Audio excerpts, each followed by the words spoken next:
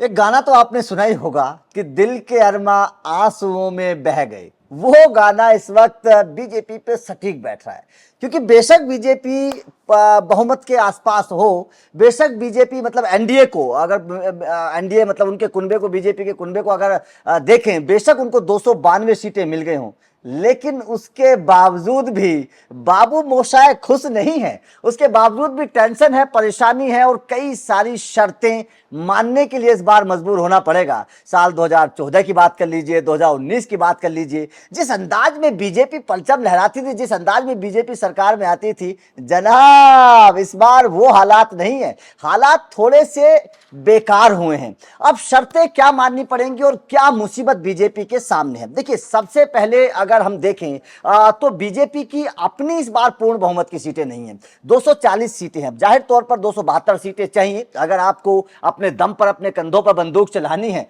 तो जनाब 272 सीटें लानी पड़ेंगी, और सीटें हैं अपने बैंक में केवल 240। तो ऐसे में अब आपको चाहिए 22 सीटें और लगभग लगभग 30 सीटें और चाहिए, 32 सीटें और चाहिए। अब बीजेपी को इन सीटों को पूरा करने के लिए भाई साहब दूसरे लोगों को हाथ मिलाने पड़ेंगे, हाथ जोड़ने पड़ेंगे, और उसमें सबसे बड़ा जो घटक दल है बीजेपी के, या फिर बात करें जो उनके सहयोगी हैं, एक तो नीतीश कुमार हैं। नीतीश कुमार को 12 सीटें मिली हैं। नीतीश कुमार के हाथ पैर जोड़ने पड़ेंगे, उनकी शर्तें पूरी करनी पड़ेंगी। और उसके बाद में टीडीपी चंद्रबाबू नायडू के पास 16 सीटें हैं जो इस बार आई हैं।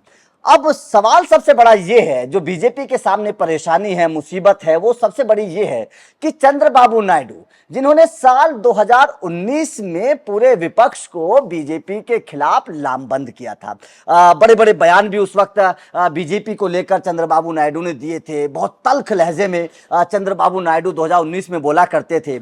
उसके बाद से जेल में भी जाना पड़ा था। उसके बाद में नीतीश कुमार, साल 2024 में जब विपक्ष लामबंद हो रहा था, वो हवा विपक्ष की एक साथ चल रही थी, नीतीश कुमार ही वो नेता थे जिसने वो बीज बोया था। अब वो पेड़ बनकर तैयार हो गया है, पेड़ बनकर तैयार हो गया है, फल भी लग चुका है। जाहिर तौर पर नीतीश कुमार जरूर कोशिश करेंगे कि उस फल को तोड़कर खाया जाए, क्योंकि पेड़ तो उन्हीं का लगाया हुआ है। अब सवाल सबसे बड़ा यह है कि इन दोनों ही नेताओं ने, चंद्रबाबू नायडू की बात कर लीजिए या नीतीश कुमार की बात कर लीजिए, इन दोनों ने साफ तौर पर शर्त रख दी है कि जनाब पीएम तो चलिए आप बन जाएंगे, लेकिन शर्तें हमारी भी पूरी करनी पड़ेंगी, हमें भी मंत्रालय देने पड़ेंगे। अब सवाल सबसे बड़ा यह है कि अगर बीजेपी इन दोनों नेताओं की शर्तों को पूरा करेगी, इन दोनों नेताओं को इनके मन मुताबिक मंत्रालय देगी, तो अपने नेताओं का क्या होगा, अपने मंत्रियों का क्या होगा जो पहले से बीजेपी के मंत्री रहे हैं या पहले से बीजेपी के सीनियर लीडर हैं। तो अगर इनकी शर्तों को पूरा किया जाएगा, इनको मंत्रालय दिए जाएंगे। जाहिर तौर पर जो अभी तक खबर है वो ये है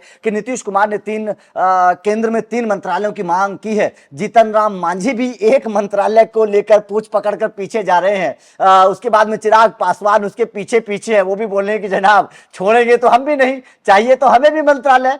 टीडीपी भी पीछे पीछे है। तो लगभग लगभग 10 मंत्रालय, 8 से 10 मंत्रालय देने पड़ सकते हैं बीजेपी को। अब यही प्रॉब्लम है, यही परेशानी कि भाई साहब किसको कौन सा मंत्रालय देंगे। अगर उनके मन मुताबिक मंत्रालय उनको दे दिए गए तो अपने नेताओं का क्या होगा। अपने घर को भी देखना है, उनके घर को भी देखना है, सरकार भी बचाकर रखनी है, उसके बाद से अपने सहयोगियों को मिलाकर भी रखना है। तो भाई साहब बड़े बुरे फंस गए, बड़े बुरे फंस गए। इसीलिए कह रहे हैं कि भाई साहब इस बार तो बीजेपी बेशक सरकार बनाएगी, लेकिन उस सरकार में वो ताकत नहीं दिखा पाएगी जो 2014 में दिखाई थी और 2019 में दिखाई थी। आपका क्या मानना है?